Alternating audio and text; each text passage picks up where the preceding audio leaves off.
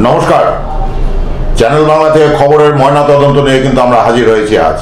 আমি সৌমিত্র, আর আমার সঙ্গে রয়েছেন সংবাদ বিশ্লেষক সুমন বসুরায়। আজ আমরা যে ব্যাপারটা নিয়ে আলোচনা করব সেটা হচ্ছে প্রথম দু দফার ভোট কিন্তু হয়ে গেছে, আগামীকাল তৃতীয় দফায় ভোট।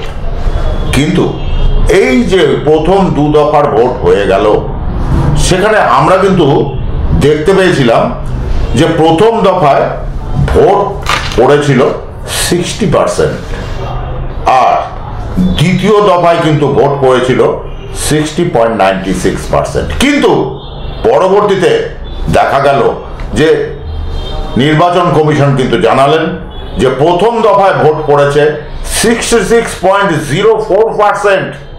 তাহলে এই 6.04% কোথা থেকে এলো? দ্বিতীয় দফায় 60.96% ছিল, সেটা কিন্তু বলছেন 66.71%। মানুষের মধ্যে কৌতূহল, তাহলে কি ব্যাপার? সেই কৌতূহল মেটাতেই কিন্তু আজ আমরা খবরের ময়নাতদন্ত নিয়ে আপনাদের সাথে হাজির হয়েছি। আর আমার সঙ্গে রয়েছেন সংবাদ বিশ্লেষক সুমন বসুরায়। আপনাদের সেই সম্পর্কে আপনাদের কাছে সব বিস্তারে আলোচনা করবেন সুমন বসুরায়। শুনুন। দেখেন, প্রথম কারণ যেটা মনে হচ্ছে সেটা হচ্ছে আমাদের যে এত বড় দেশ এবং বিভিন্ন জায়গায় কিন্তু ভোট গ্রহণ করা হয়েছে প্রথম দুই দফাতে, এবং সেই কারণেই কিন্তু আজকে আমরা দেখতে পেয়েছি একটা যে ভোট শতাংশের বৃদ্ধি, কিন্তু যে বৃদ্ধির পরিমাণ এবং সেখানেই কিন্তু সন্দেহ করছেন বিভিন্ন রাজনৈতিক দল, এবং তারা কিন্তু ইতিমধ্যে এই বিষয়ে অভিযোগ জানিয়েছেন। এখানে যদি দেখা যেত 1% বৃদ্ধি হচ্ছে বা 2% ম্যাক্সিমাম বৃদ্ধি হচ্ছে, তাহলে কিন্তু এই বিতর্ক উঠতো না। কিন্তু কি দেখা গেল, 6% প্রায় কিন্তু বৃদ্ধি হয়েছে। এবং এই যে 6%, এই 6% কিন্তু অনেক ভোট। আপনি যদি দেখেন এক একটা বিধানসভা ধরে মোট 7টা বিধানসভা নিয়ে একটা লোকসভা কেন্দ্র, এবং সেই লোকসভা কেন্দ্রের যে অন্তর্গত ভোটারের সংখ্যা যদি আমরা দেখি, কোনো জায়গায় 17 লাখ, কোনো জায়গায় 18 লাখ, কোনো জায়গায় 19 লাখের মতন রয়েছে।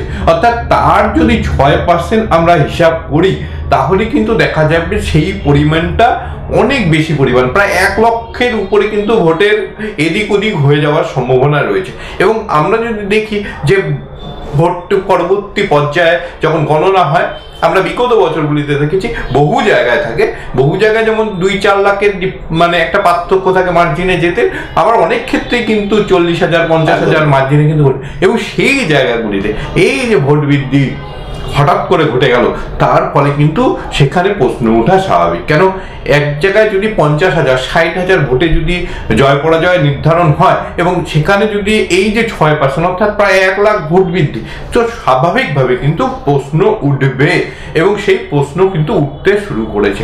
আমরা যদি দেখি এর আগে যে লোকসভা নির্বাচনগুলি হয়েছে, সেই লোকসভাগুলিতেও কিন্তু বিভিন্ন ধরনের অভিযোগ উঠেছে, এবং অভিযোগ উঠতে একটা সময় কিন্তু ব্যালটের প্রতি মানুষ আগ্রহ হারায়, এবং ইভিএম এ কিন্তু ভোট শুরু হয়, এবং ইভিএম এ ভোট শুরুর পর থেকে কিন্তু ইভিএম নিয়ে অনেক বিতর্ক কিন্তু সৃষ্টি হয়েছে। বিতর্কগুলি যখন সৃষ্টি হয়েছে, তখন বিভিন্ন ধরনের কিন্তু উদ্যোগ নেওয়া হয়েছে। তার মধ্যে নবতম যেটা সংশোধন, সেটা কিন্তু আমরা দেখছি বেশ কয়েক বছর ধরে যে ভিভিপ্যাট যুক্ত হচ্ছে।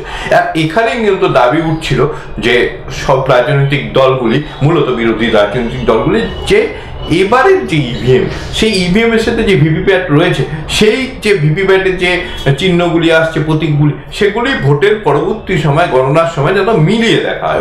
এই নিয়ে কিন্তু আদালত পর্যন্ত যাওয়া হয়, কিন্তু আদালতে যে পর্যবেক্ষণ ছিল যে নির্বাচন কমিশন যে সিদ্ধান্ত নিচ্ছে, সেটা কিন্তু তাদের উপরই ছেড়ে দিতে হয়, কারণ তারাই নির্বাচনকে পরিচালনা করে, এবং এখানে কোনো ত্রুটি তারা দেখতে পাননি। সুতরাং ভিভিপ্যাট পুরোটা গোনা হবে না। হ্যাঁ, যেই জায়গায় সন্দেহ হবে সেই জায়গায় গোনা হবে 5টি করে ইভিএম গোনার, কিন্তু আমরা যেটা বিগত নির্বাচনেও কিন্তু দেখেছি 2019 সালে যে 5টি বুথের ইভিএম কিন্তু মিলিয়ে দেখা হয়। হ্যাঁ, 5টি মিলে গেল মানে সব মিলে গেল, এটাই ধরে নেওয়া হয়। এখানেও কিন্তু হবে। হ্যাঁ, তবে ইভিএম গুলি কিন্তু সংরক্ষণের ব্যবস্থা করা হচ্ছে, এবং তৃতীয় দফা থেকে কিন্তু পুরো ইভিএম এর যত ভোট থাকবে সেগুলিতে কিছু পরিবর্তন আনা হয়েছে, এবং সেগুলির সঙ্গে সেগুলিকে সংরক্ষিত করে রাখা হবে নির্দিষ্ট সময় পর্যন্ত, 45 দিন পর্যন্ত। এবং যদি কোনো অভিযোগ থাকে, আদালত যদি মনে করে, তাহলে তাহলে কিন্তু পরবর্তী সময় ইভিএম এর যে ভিভিপ্যাট থাকবে সেটা গুনে দেখবার একটা কিন্তু ব্যবস্থা কিন্তু থাকছে এবার। সুতরাং একদিকে কিন্তু মানুষের মধ্যে স্বস্তি রয়েছে, সেই জায়গায় দেখা যাচ্ছে হঠাৎ করে এই যে ভোট বৃদ্ধি, অর্থাৎ আমরা যদি দেখি প্রথম দফাতে 60% ভোট, যেটা আমাদের রাত পর্যন্ত খবর ছিল 19 এপ্রিল যে ভোট হয়েছিল, হঠাৎ করে দেখা গেল দ্বিতীয় দফার ভোটও কিন্তু আমরা যদি জানি যে দেখতে পাবো যে সেখানেও যে ভোট গ্রহণ হয়েছিল এবং সেখানে যেটা সন্ধ্যা অবধি বলা হয়েছিল যে আপনার 60.96%, কিন্তু সেটাও কিন্তু বৃদ্ধি পেয়েছে, দেখা যাচ্ছে 66.71%, প্রায় 6% কিন্তু বৃদ্ধি হয়েছে। অর্থাৎ এই যে বৃদ্ধি, এই যে বিপুল বৃদ্ধি, এটা নিয়ে কিন্তু প্রশ্ন উঠছে। আবার অন্যদিকে শাসক দলের একটা দাবি রয়েছে, এইবারই প্রথম কিন্তু দেখা যাচ্ছে যে বাড়ি বাড়ি গিয়ে কিন্তু ভোট গ্রহণ করা হয়েছে। 85 উপরে যারা রয়েছে বা যারা শারীরিকভাবে কিন্তু আমরা যদি দেখি যে 40% বেশি তাদের মধ্যে কিন্তু সমস্যা রয়েছে, তাদের ক্ষেত্রে কিন্তু বাড়ি গিয়ে ভোট গ্রহণ করা হয়েছে। সুতরাং এই যে বিষয়টি কিন্তু যুক্ত হয়েছে তাদের ভোট। আরো একটি কিন্তু যুক্ত হয়েছে, বেশ কয়েকটি রাজ্য যে পুলিশ বাহিনী ছিল তাদেরকে কিন্তু অন্য রাজ্যে পাঠানো হয়েছে। আমরা জানি যে পশ্চিমবঙ্গ থেকেও একটা বড় সংখ্যক পুলিশকে কিন্তু বিভিন্ন রাজ্যে, উত্তরপ্রদেশ, গুজরাট, বিভিন্ন রাজ্যে কিন্তু নিয়ে যাওয়া হয়েছে এবং সেখানে কিন্তু তাদের যে পোস্টাল ব্যালট দেওয়ার যে সেটা নিয়ে কিন্তু একটা বিতর্ক উঠেছিল। বলা হচ্ছিল তারা সঠিক সময় যে আবেদন করেনি, এই নিয়ে কিন্তু আমাদের মাননীয় মুখ্যমন্ত্রী অভিযোগ একটা করেছিলেন এবং পরবর্তী সময় নির্বাচন কমিশন কিন্তু তাদের ভোট গ্রহণের ব্যাপারে নিশ্চয়তা দিয়েছে। অর্থাৎ এই যে বিভিন্নভাবে ভোট বাড়ছে, সেই ভোটগুলি কিন্তু এই যে ভোট বৃদ্ধি তার সঙ্গে কিন্তু যুক্ত হচ্ছে এবং সেই সঙ্গে বহু জায়গায় কিন্তু যখন ভোট হয়েছিল, আমরা জানি তামিলনাড়ুতে সব জায়গায় একসাথে কিন্তু ভোট হয়ে গেছে। এরকম অনেক প্রত্যন্ত জায়গা থাকে যেখানকার তথ্য কিন্তু কিছুটা পরে আসে, ফলে যেটা হচ্ছিল ভোট গ্রহণের যে তথ্য, সেই তথ্য আসতে দেরি হওয়ার ফলে আমরা দেখতে পেয়েছি যে ভোটের যে পার্সেন্টেজ, সেই পার্সেন্টেজ হঠাৎ করে কিন্তু বৃদ্ধি পেয়েছে। কিন্তু এইগুলি হচ্ছে বিরোধী দলের যে দাবি এবং তার পরিপ্রেক্ষিতে শাসক দলের যে পাল্টা দাবি, সেগুলি কিন্তু আমার যেটা মনে হয় এবারের যে নির্বাচন, সেই নির্বাচনে একটা অন্য ধরনের কিন্তু ঘটনা ঘটেছে। নির্বাচন কমিশন অত্যন্ত কড়াভাবে কিন্তু ভোট গ্রহণ প্রক্রিয়াকে চালাচ্ছেন এবং বিভিন্ন জায়গায় আপনি দেখবেন যে ভোটের বিজ্ঞপ্তি বার হয়নি, তার আগে কিন্তু কেন্দ্রীয় বাহিনী বিভিন্ন জায়গায় পৌঁছে গেছে। সুতরাং এইবার যে ভোট, সেই ভোটকে একেবারে নিরবিচ্ছিন্নভাবে করতে এবং সঠিকভাবে পরিচালনা করতে নির্বাচন কমিশন তাদের যে উদ্যোগ, সেই উদ্যোগগুলি নিচ্ছে। তার মধ্যে একটা উদ্যোগ, সেটা হচ্ছে ওয়েবকাস্টিং এর ব্যবস্থা। বহু ভোট, প্রায় 50% উপরে যে বুথগুলি রয়েছে, সেখানে কিন্তু এবার কিন্তু ওয়েবকাস্টিং করা হচ্ছে এবং ওয়েবকাস্টিং করাতে একটা কিন্তু জিনিস ধরা পড়ছে, যেটা আমার মনে হচ্ছে যে এই যে ভোট বৃদ্ধি যেটা নিয়ে বিতর্ক হচ্ছে, এর মূল কারণ যেটা, সেটা হচ্ছে যখনই কোনো ধরনের কোনো সমস্যা হচ্ছে ওয়েবকাস্টিং এর মাধ্যমে, সঙ্গে সঙ্গে নির্বাচন কমিশনের যারা পর্যবেক্ষক রয়েছেন, যারা কন্ট্রোল রুমে বসে রয়েছেন, তারা কিন্তু সঙ্গে সঙ্গে প্রিসাইডিং অফিসারের সাথে যোগাযোগ করছেন এবং কোনো জায়গায় কোনো সমস্যা সেই বুথে যদি মনে করা হচ্ছে, সেটা কিন্তু হোল্ড করে রাখা হচ্ছে, সেই তথ্য কিন্তু সংযুক্ত করা হচ্ছে না, যাতে পরবর্তী সময় যদি সেখানে মনে হয় যে না পুনরায় ভোট করতে হবে, পুনর্নির্বাচনের দরকার রয়েছে, সেই কারণে কিন্তু যেদিনকার ভোট হচ্ছে সেদিনকার যে তথ্য আসছে, যে ডিসপুটগুলি থাকছে, সেই ডিসপুটগুলির সমাধান না করার ফলে কিন্তু সেগুলিকে হোল্ডে রাখা হচ্ছে, ফলে সেখানে যে ভোট পড়েছে সেই ভোটের পার্সেন্টেজ কিন্তু খাতা কলমে উঠছে না পরে সেটা। এবং যখন ওখানে একদম স্যাটিসফাই হচ্ছে, মনে করা যায় কোনো জায়গায় সিসিটিভি লাগানো আছে, সিসিটিভিটা আমরা বিগত নির্বাচনে দেখেছি অনেক সময় ঠিক জায়গায় দেখা যাচ্ছে না, সঙ্গে সঙ্গে কি করা হচ্ছে, এবার নির্বাচন কমিশন থেকে কিন্তু সঙ্গে সঙ্গে সেখানে ফোন করা হচ্ছে যে আপনার সিসিটিভিটা এমন ভাবে রয়েছে যেখানে কিন্তু বোঝা যাচ্ছে না যদি কোনো গন্ডগোল, ফলে ওটাকে যখন সংশোধন করা হচ্ছে তখন কিন্তু এবার মনে করেন আপনার এবার ভোট গ্রহণ চলছে, মনে করেন ভোটের আগে যেটা টেস্টিং করা হয়, মক পোল যাকে বলা হয়, মক পোল করাচ্ছে, সেখানে কোনো সমস্যা হয়ে যাচ্ছে, ইভিএম এ কোনো যান্ত্রিক গোলযোগ দেখা যাচ্ছে। এই যে বুথগুলো রয়েছে, এই বুথের পরিমাণ কিন্তু কম নয়, কারণ এত হাজার হাজার বুথে কিন্তু ভোট হচ্ছে, ফলে সেই যে বুথগুলিতে যে ভোট, এক একটা বুথে আমি যদি ধরে নিই 1000 জন করে ভোটার রয়েছে, তার মধ্যে আমি ধরে নিলাম যে 70% ভোট পড়েছে, মনে করেন আপনার 700 ভোট পড়েছে, সেই ভোটটা কিন্তু পরে যুক্ত হচ্ছে, যেহেতু এখানে ডিসপুট ছিল আগে, ওখানে কিন্তু নির্বাচন কমিশন স্যাটিসফাই হচ্ছে যে না এই জায়গাতে কোনো সমস্যা নেই, সমস্যা থাকলে সেই সমস্যাকে দূর করা হচ্ছে, তারপরে কিন্তু একটা সঠিক তথ্য কিন্তু প্রকাশিত হচ্ছে।